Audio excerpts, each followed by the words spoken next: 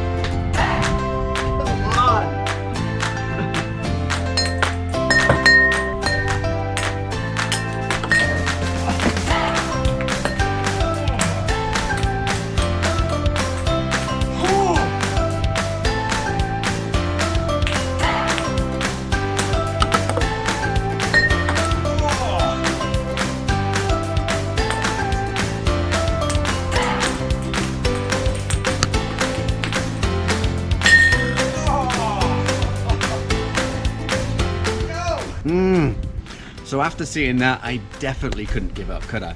Even though I was on around 300 shots at this stage and I'd been going for over an hour, and then my housemate came out and he did it in nine shots. 9 shots, that's all it took him. It kind of made me feel a little bit disheartened, like how? I've been doing it all this time and it took you 9 shots, that's it? I was kind of tempted to just give up, but I used that to spur me on. I kind of thought, well, if you've done it, it is achievable, it can be done. You've just made it look so easy, so that made me want to do it too. So I carried on, I didn't give up.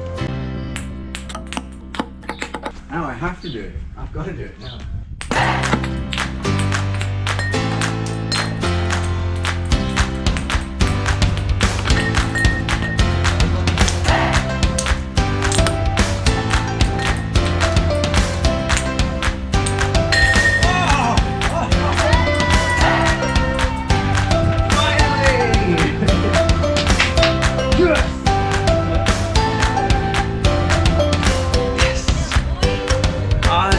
Emoji too. That's how I feel right now. Finally, I got it in. Finally. It took me so many times, but it was in, and now I could move on to the next challenge.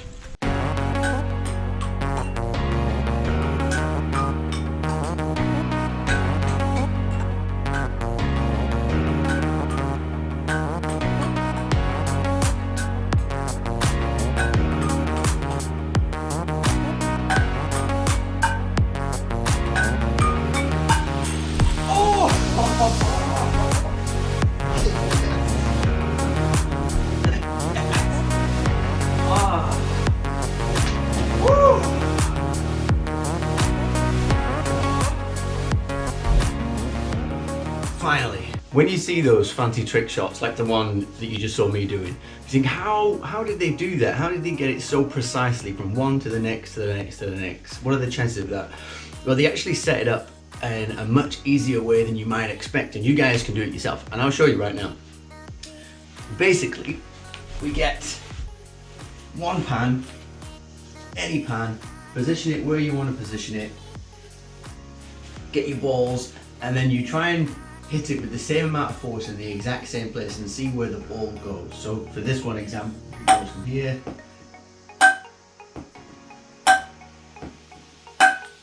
So that's landing right about here. So I'm gonna get a shoe with a pan and I'm gonna put it here. And then I'm gonna see where it goes after it hits that one. And I might do some fine tweaking and reposition the pans in a slightly better place if they need to be moved.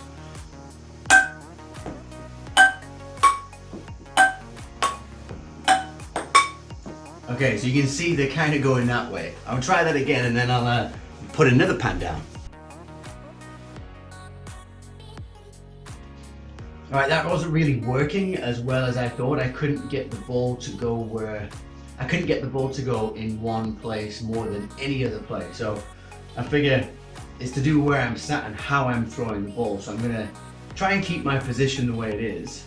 And I'm gonna reposition one of the pans to see if I can put it in a place that I can throw the ball at a little more accurately. So right in front of me this way, I feel like I could get it much more accurate.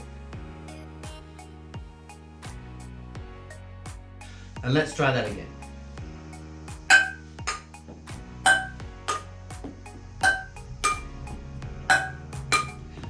That feels a lot better. So now I'm going from there to here to somewhere over there. So in this area is where I'm going to put the next pan.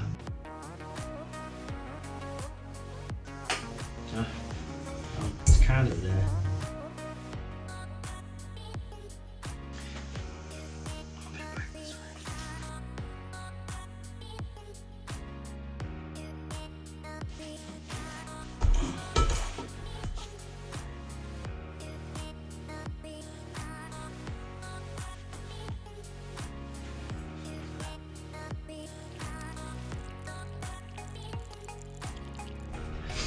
Now I've realized that every time I throw it, I'm putting a different amount of power on my throw, which is making it really hard to judge where it's going. So I've decided that it's better, well, I get better results if rather than throw it, I just drop it on the pan instead, because then it's always going to be about the same force that the ball is hitting the pan with. So then it just comes down to accuracy, dropping it from the same height on the same spot every time. Let's see.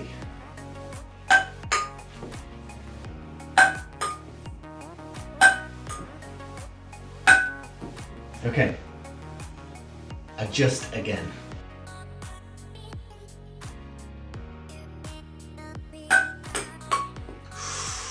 Ooh.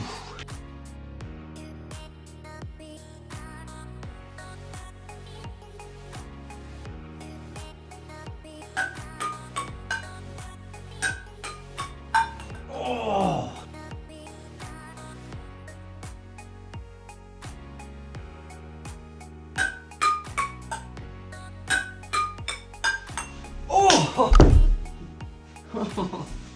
no.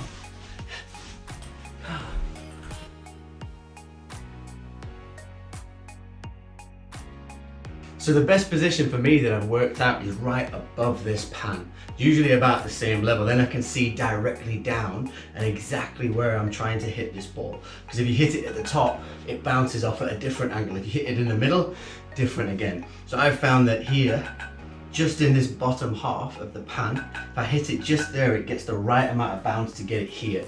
And then after that, it's kind of almost down to chance a little bit. As long as you've got your starting point here, everything else may just follow through.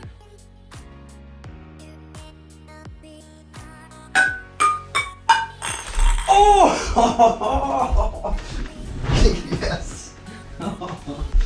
Yes! Finally, I got it in.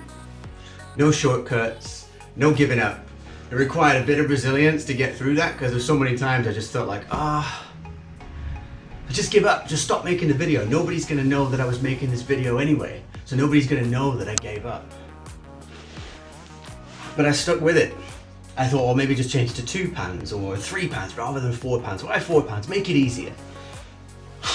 But I stuck with it, and I suppose that's what resilience is. And the same for you guys. If you try this at home, don't give up.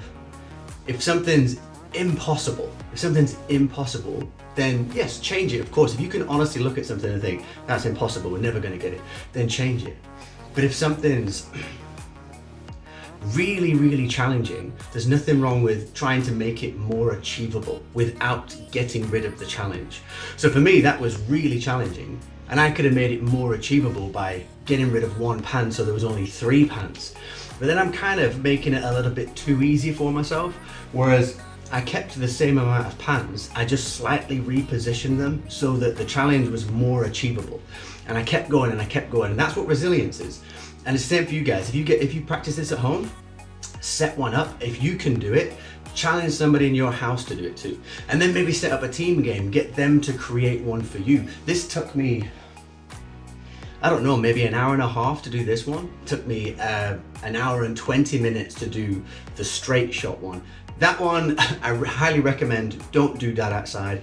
Ping pong balls in the wind drift very easily. And you can see from the first one that I changed my challenge. At one point I was throwing it across the grass, and then I was throwing it down the gap between the houses. And that's because when I was trying to throw it across the grass, the wind kept blowing the ball, so it just made the challenge really, really hard. So I thought, right, how can I keep the challenge the same without making it too easy, but make it a little bit more achievable? And I thought, right, well, if I turn it this way and put it between the houses, protected from the wind, I can keep the distance the same, so the challenge is still the same, but it's more achievable.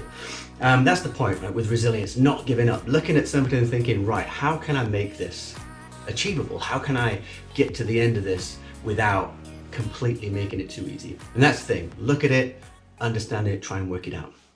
And now we're just going to finish it with a little bit of fun and a classic Coke and some Mentos.